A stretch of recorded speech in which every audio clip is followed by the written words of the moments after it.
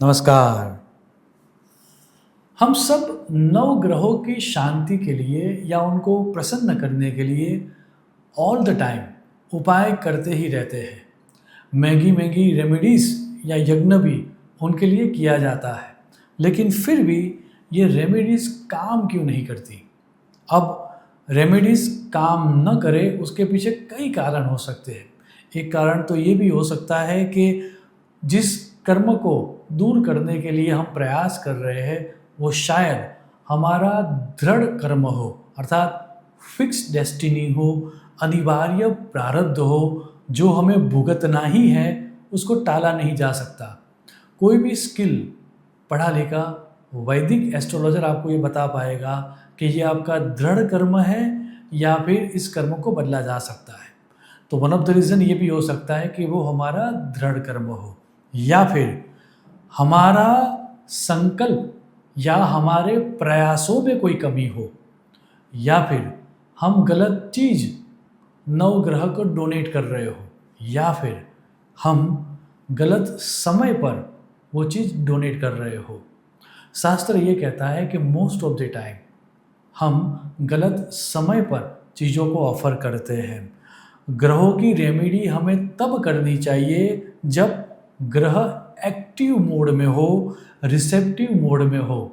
ग्रह जब receptive mode में हो, उस अवस्था को शास्त्रों में ग्रह मुख उद्घाटन सिद्धांत कहा गया है। अर्थात ऐसे कुछ नक्षत्र होते हैं जहाँ पर आकर वह ग्रह अपने मुख को ओपन करते हैं, अर्थात रिसेप्टिव मोड में आ जाते हैं, और तब उस समय पर जब हम ग्रहों को दान करें तो वो दान वह ग्रह स्वीकार करते हैं, हमारी पूजा का वह स्वीकार करते हैं। घाघ भड्डरी का उसके लिए ये प्रसिद्ध दोहा है, आदरा पुनर्वसु पुष्य तीनों उत्तरा जद मिले नवग्रह मांडे मुख।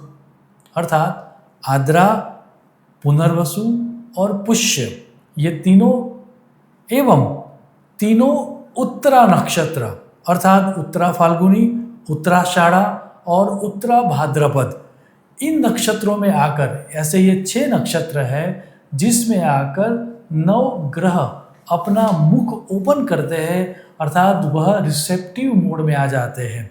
अब परंपरागत साहित्य में भी गुरुमुख से मैंने सुना हुआ यह श्लोक है, वो भी यही बात कह रहा है, आद्रा पुनर्वसुः पुष्यम उत्तरा त्रितयम तथा एतेषु ग्रहवक्त्राणि जायन्ते विवृत्तानि च।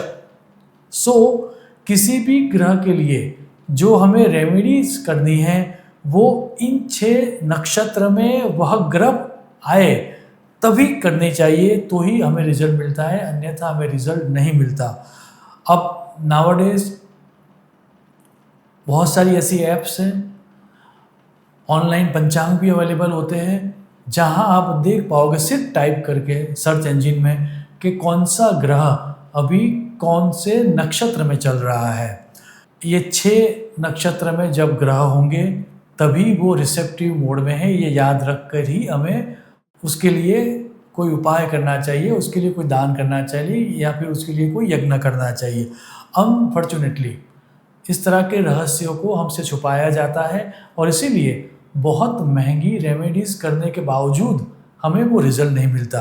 इसमें भी ज़्यादा जूम इन करके शास्त्रों में ये कहा गया कि जिस ग्रह की रेमेडी करनी हो वो जब ऊपर दिए गए हुए 6 नक्षत्रों में आए तब उसके उपरांत वही दिन हो, अर्थात उसी का वार हो और उसी की होरा हो, तब रिजल्ट सुनिश्चित हो जाता है। फॉर एग्जाम्पल सूर्य ग्रह जब ये 3 नक्षत्र में आए, अर्थात सूर्य आद्रा नक्षत्र में हो, पुनर्वसु नक्षत्र में हो या पुष्य नक्षत्र में हो, या फिर तीनों उत्तरा नक्षत्र में हो, उत्तरा फाल्गुनी में हो, उत्तराषाढ़ा में हो या उत्तरा भाद्रपद में हो, एवं यदि उसी समय पर रविवार हो, क्योंकि सूर्य का जो वार है वह रविवार है, एवं उसी समय उसी दिन रविवार के दिन जब सूर्य की होरा हो, यदि हम ये तीनों को मिलाएं तो ग्रहों के लिए, मतलब सूर्य के लिए जो हम